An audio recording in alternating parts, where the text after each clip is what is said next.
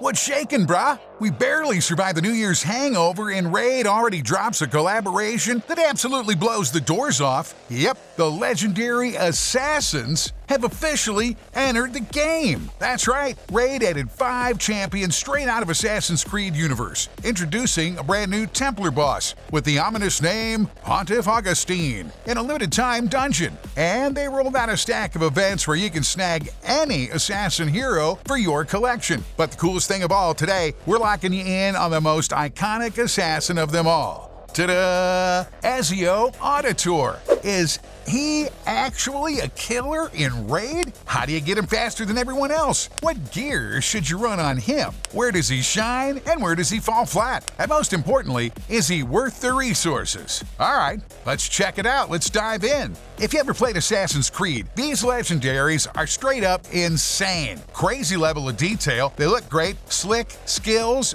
borderline overpowered. But the moment the question pops up, how do you actually get them? That's where most players start stressing out. How? I'll show you the best possible way to add Ezio to your collection, along with extra epics and even more legendaries, without blowing your mind up in the process. Right at the very top of the description under this video, you'll find the best link available. This link drops 2 epic champs straight into your account. Giddy up and go with Rector Drath and Fayne. All you have to do is register a new account to claim them. You'll get the first one instantly, and the second one unlocks when your account hits level 25. If you're just starting out, enter a legendary promo code immediately. It will hard carry your team. Go with UD King. That code gives you Ultimate Death Knight, one of the best tanks in the game, built to soak up damage and protect your entire squad. Look, codes in this game pop up all the time, and they expire just as fast. That's why you subscribe and click in to get the freshest loot when it becomes available. And by the way, you can grab this little kitty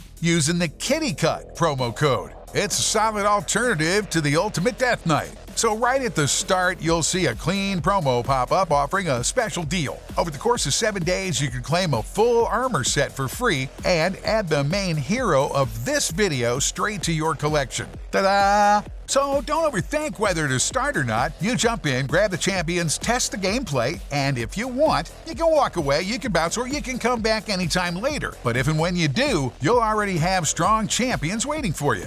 Now look, a reminder, this event has 2 stages. In the second one, you can grab even more resources by stacking points. And the most important reward there is the 5-star soul, that thing that gives the champion a serious power boost. Don't forget, I'll break down exactly why that matters in a bit. With a lineup like that, it's time to dive into Ezio and figure out what exactly he brings to the table. Let's run through his skills and see what Ezio Auditore's packing. A1 is a basic strike that places a decreased defense debuff on the target. And if Ezio is under any kind of veil, that debuff can be reflected. A2, this is where Da Vinci clearly stepped in. Ezio attacks all enemies and has a chance to place 2 debuffs on everyone, poison and poison sensitivity. And again, if Ezio is under veil, those debuffs cannot be reflected. But here's the real game changer. If the enemy is protected by Stone Skin, Ezio doesn't place poison at all. Instead, he drops 2 bombs with a 2-turn timer. And if all enemies are under Stone Skin, he places bombs on everyone and also reduces the bomb countdown, speeding up the explosion. Adios! A3 attacks. But before the hit, Ezio steals all buffs from the target. If he's under veil, the effect cannot be reflected. It also ignores 35% defense as well as shields and strength. Ezio! A4 is a passive. So whenever an enemy's health drops below 25% after taking a hit from any assassin, they take additional damage equal to the enemy's defense. This damage ignores 100% defense and cannot crit. A5 is another passive. At the start of each round, Ezio places Perfect Veil on himself for 2 turns. When he's about to take a hit that would deal more than 50% of his max health, he rocks a 35% chance to completely avoid the damage and take a big goose egg instead. He also has a small chance to counterattack when hit. I'd like to call him super versatile, but overall he's definitely more competitive in the arena, mainly because of his buff stealing and bomb application. That said, this doesn't take away his value in dungeons, thanks to his poisons and counterattacks. Ta-da! Captain Obvious knows you'll want to book all his skills, though for a legendary, that's a serious investment. If you get lucky and max out A2 and A3 early on, go with it. You're truly blessed. Hitting all enemies, stealing buffs, and then going in again? That's a nasty combo, isn't it? Almost forgot about Masteries. Here's a setup for PvE content, fully focused on debuffs and damage.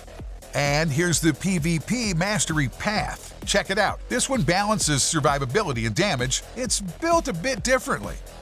Bellissimo! Let's gear up this Italian stallion properly. He's an attack-based champion who constantly hides under Veil and can straight up take 0 damage when someone tries to take him out in one hit. Alright, I'm laying it out. Take notes or watch it 3 times. Health and defense to reduce incoming damage. Attack to scale his skill damage. Critical rate to boost damage overall. Though this one's a little debatable. It heavily depends on the game mode and your build. You probably noticed that some of his abilities can't crit anyway. There's another key detail about this champion. Since he puts Veil on himself for 2 turns, he needs at least 200 speed to keep that uptime consistent. And don't forget accuracy. You still need it, but only at a minimal level, because while under Veil, his debuffs cannot be reflected. For beginners who are just starting out, you can keep it simple and run attack, critical rate, and speed sets. After you've played a bit, you can grab the Savage set in 6 days, letting Ezio ignore 25% of enemy defense. After that, go for Lifesteal, and later, Retaliation from the Vent. You can't really go wrong here. Pick what fits your style best. More sustain, constant defense debuffs on enemies, or higher overall skill efficiency. It's your game. Then, you adjust sets situationally, based on the mode and your own preference. For PvP, armor penetration is crucial. Here, you should only run Savage and Cruel.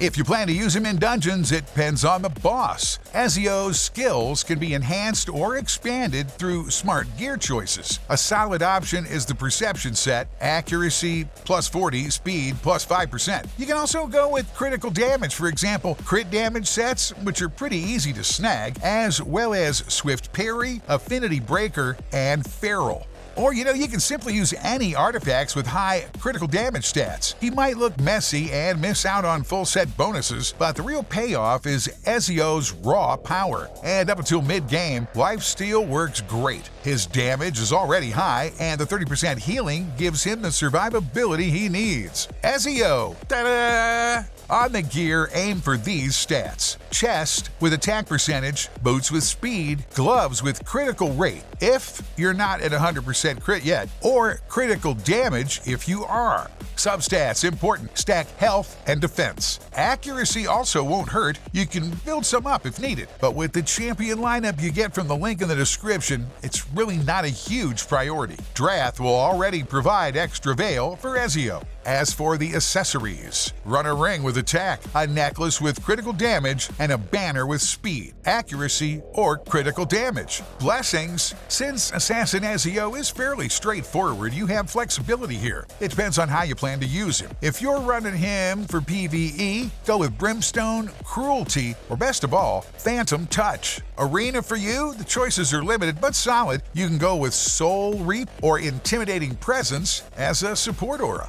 Now let's look at which relics suit him best. Gore Crescent for the arena. If you're running Ezio, ta-da! As a pure damage dealer, Irethi Coronet is the best all-around relic for any content, since it gives a strong attack boost based on debuffs. You can also use rare relics focused on damage and debuffs. The reason is simple. You won't get mythic or legendary relics anytime soon, so early on you'll mostly be using basic relics anyway. And here he is, ta-da! Fully geared, fully leveled, strong, young Ezio, ready to tear through dungeons and the arena. Let's throw him into battle and see what he can actually do. First up, the Demon Lord. He actually performs pretty well here since his damage avoidance passive works and the poisons come into play. For comparison, I put Geomancer as the HP burner and Kael as another poisoner in the team. Here are the damage results. Honestly, pretty solid. That said, in this mode, only about half of his kit is really doing any work. Opposite of the Jeffersons, we're moving on down to the dungeons. This is where Ezio can show very different results. He's useless on Fire Knight. On Ice Golem, he's actually very solid. Against the Dragon, he can contribute somewhat. In the Keeps, it's pretty straightforward. And of course, the temporary dungeon with Pontiff Augustine, he performs well there. Arena, this build is made purely for Arena. If you run into an enemy in stone skin, they'll receive bombs instead of poisons. But poisons aren't the main point here. What matters is buff stealing, enemy control, and raw damage output, which is exactly what this champion is about. He's big and bad. He does the behind-the-scenes work that make it easier for the rest of the team to wipe out the enemy.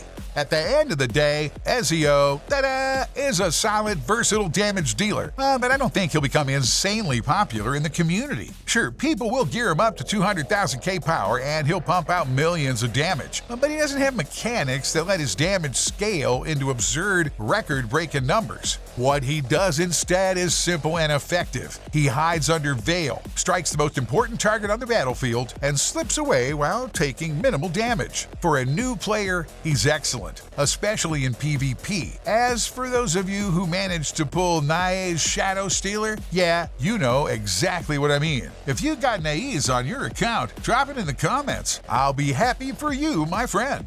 And the champion combo for Ezio is actually broken. Drath will heal Ezio while he's under Veil. Fayne adds extra debuffs and weakens enemies with poisons. And Ultimate Death Knight protects the entire team, soaking damage and boosting survivability. This lineup, I want to tell you, it's straight up perfect for beginners. Grab it and enjoy. Or have yourself a do-over, because you don't often see champions with synergy this clean and this effective. For me, Ezio's the main character of the entire series. No worse than Altair, and remember, Altair only had one game, not 3. And don't start arguing with me about heroes from the newer titles. The latest games barely touch the assassin theme at all. Some of those protagonists aren't even assassins. The Brotherhood got pushed into the background, and the main characters follow their own stories that only loosely connect to the game's title. This dude, he's the real deal. The real assassins were back in the early 2000s. Authentic, driven by a living creed, and tied to real historical events, not stories about magic, Atlantis, and fantasy nonsense.